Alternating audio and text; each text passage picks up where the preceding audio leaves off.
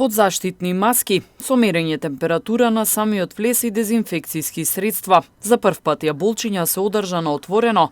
25 годишнината од детскиот фестивал се прослави во музичкото училиште Тодор Скаловски во Тетово, со почитување на сите здравствени протоколи.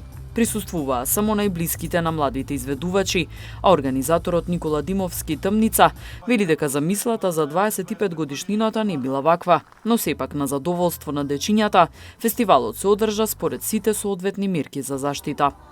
Се случи и тоа што требаше да се случи, малку во почетни услови. Не ми беше ваква замислата, само ете, тоа е тоа.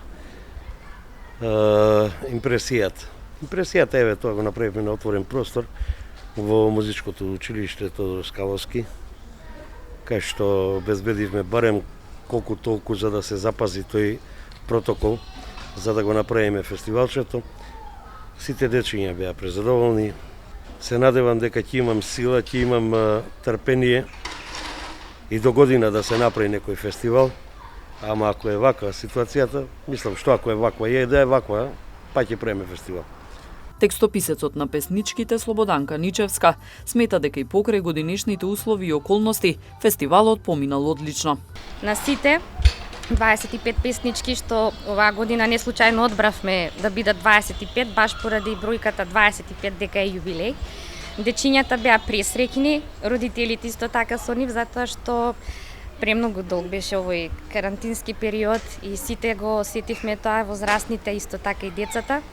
И мислам дека беше ова едно прекрасно доживување за сите дечиња, затоа што со една генерална проба настапов беше стварно супер и се надевам дека во иднина работите ќе се случуваат во едни нормални услови за доброто на сите луѓе, на целава земја, на целава планета и пред се заради културата. Бидејќи без култура нема живот. Културата е основа и одбележје на секој народ.